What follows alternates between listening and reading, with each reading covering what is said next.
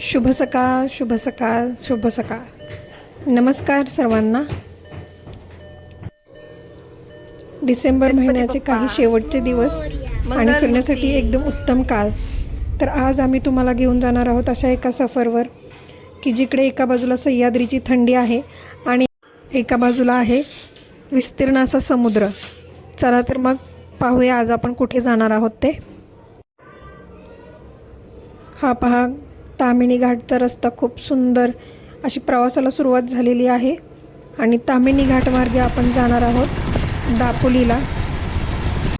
पावसाळ्यात आपण पाहतो ते ताम्हिणी घाटाचे एकदम रौद्र रूप आणि डिसेंबरमध्ये आपण पाहू शकतो की इकडे खूप शांतता आहे आणि धबधबे जरी सुकलेले असले तरी इथलं गोल्डन ग्रास आणि जे काही डोंगरांच्या प्रतिकृती आहेत यांचे जणू पेंटिंगच काढलेले आपल्याला दिसते. खूप सुंदर असा हा घाटमार्ग.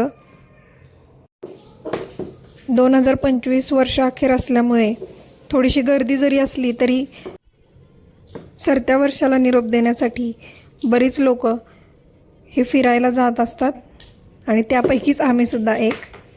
चला तर मग अशा या ताम्हिणी घाटाचा सुंदर रस्त्यावरून आपण माणगाव मार्गे दापोलीला जाणार आहोत. किती सुंदर असे घाट आहेत. ही पहा गाड्यांची गर्दी. जाताना आपल्याला मुळशी धरणाचं बॅकवॉटरसुद्धा पाहायला मिळतं आहे आणि खूप शांत आणि खूप सुंदर असं दृश्य आहे हे. पाहू शकता तुम्ही किती सुंदर असे घाट रस्ते आहेत. AC न लावता खिडक्या ओपन ठेवून आम्ही आता पोहोचलो आहे दापोलीच्या बीचवरती. आमच्या शिवनं मॅगी खाल्ली दापोलीच्या बीचवर, मुरुडच्या बीचवर.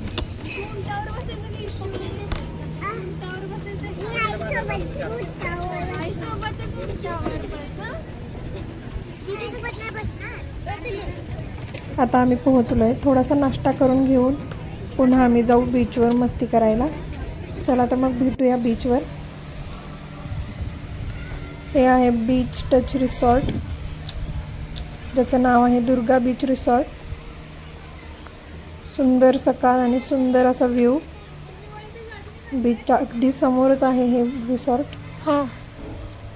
नारळाची गर्द अशी झाडी आहे इकडे आणि त्यात लपलेलं हे रिसॉर्ट आहे दुर्गा बीच रिसॉर्ट. तुम्ही पण जर कोकणात स्टेसाठी येत असाल तर हा एक उत्तम पर्याय आहे. हा आहे डायनिंग एरिया, बराच मोठा असा डायनिंग एरिया आणि त्याच्याच बाजूने हा एक छोटीशी पायवाट जाते. कोकणात आपलं स्वागत आहे. मोठा असा क्रॅब इथे लावलेला आहे. डायनिंग एरियामध्ये समोरच इथे हे मेनू कार्ड लावलेलं आहे. पाहू शकता तुम्ही यांचे रेट आणि काय काय डिशेस इथे भेटतात. हे घरगुती जेवण बनवून सुद्धा देतात आपल्याला. त्यांचे रेट वेगवेगळे आहेत जेवण बनवून देण्याचे आणि त्यांच्या डिशेस पण आहेत. चिकन थाई, मटन थाई, फिश थाई. ही जी पायवाट जाते ती जाते रूम्सकडे. बाहेर बराच मोठा एरिया आहे. नारळाची झाडी आहे आणि त्यातच ह्या रूम्स आहेत. यांच्याकडे टोटल 6 रूम आहेत.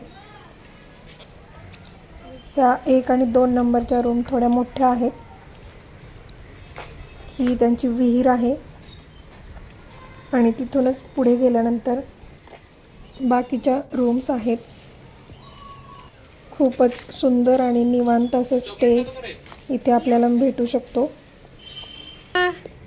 निसर्गरम्य वातावरण आहे. ही 3 आणि 4 नंबरची रूम. या दोन्ही रूमसुद्धा मोठ्या आहेत आणि ज्या 5 आणि 6 नंबरच्या ज्या रूम्स आहेत त्या थोड्या छोट्या आहेत. ही पहा अशी रूम आहे.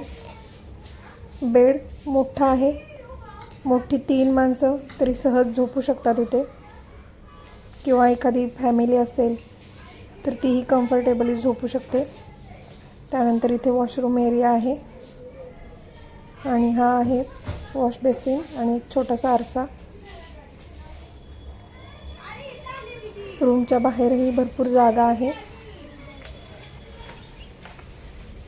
आणि मागच्या साईडला झुले लावलेले आहेत, जिकडे लहान मुले असतील किंवा आपणही त्याचा आनंद घेऊ शकतो. इथल्या रूम्सचे रेट हे 2500 ते 3000 असे आहेत, ज्यामध्ये 3 माणसांची किंवा 4 माणसांची एक फॅमिली आरामात राहू शकते. फायनली आम्ही फ्रेश होऊन आता आलो आहे बीचवरती. पाहू शकता तुम्ही खूप अशी गर्दी आहे. इशू आणि शिव तर दोघेही रेतमध्ये खेळण्यासाठी फक्त आलेले आहेत. खूप गर्दी आहे, पण तरीही सरत्या वर्षाचा निरोप देण्यासाठी जमलेली ही गर्दी, यात काही नवल नाही. आम्ही आलेलो आहोत मुरुड बीचवरती. हिवाळ्यामध्ये सकाळी लवकर उठून जर आपण बीचवरती आलो तर आपल्याला डॉल्फिन सफारीसुद्धा करता येते. इथे सर्व प्रकारच्या राईड्स आणि वॉटर स्पोर्ट्स सर्व काही चालू आहे आणि त्याचा आनंद आपण घेऊ शकतो. इकडे तुम्हाला parasailing, banana boat, jet ski अशा सर्व प्रकारच्या राईड्स अवेलेबल आहेत आणि ते पण परवडणाऱ्या दरांमध्ये. त्यामुळे त्याचा आनंद तुम्ही नक्कीच घेऊ शकता. साधारण 200 रुपयांपासून इथल्या राईड्स स्टार्ट होतात. इकडे सायकल सफारी, उंट सफारी, घोडागाडी आणि बीच ड्राईव्ह हे सुद्धा ऑप्शन्स अवेलेबल आहेत. ज्यांची लहान मुले आहेत किंवा ज्यांना वॉटर स्पोर्ट्स करता येणार नाहीत त्यांच्यासाठी हे पर्याय आहेत.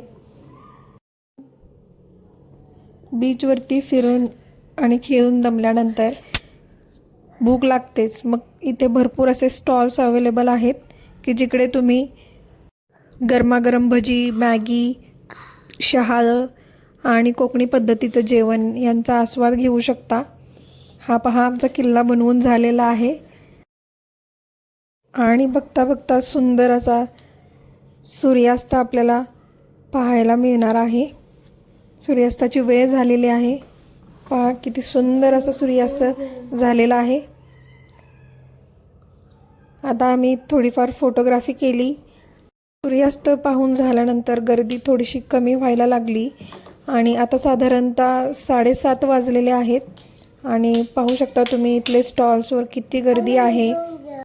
हे सर्व स्टॉल्स आणि इथल्या वॉटर स्पोर्ट्स ॲक्टिव्हिटी आणि राईड्स ह्या 8 वाजेपर्यंत चालू असतात आणि त्यानंतर सकाळी 7 वाजल्यापासून या पुन्हा चालू होतात.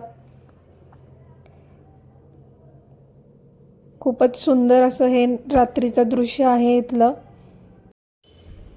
इथे जवळच हरणे बंदर आहे आणि त्या बंदरावरती फिश मार्केट भरते.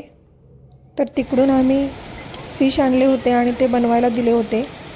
इथल्या घरगुती पद्धतीमध्ये त्यांनी ते आम्हाला बनवून रात्री 9:30 वाजता जेवण तयार करून दिले. तर असा हा आजचा दिवस खूप सुंदर गेला.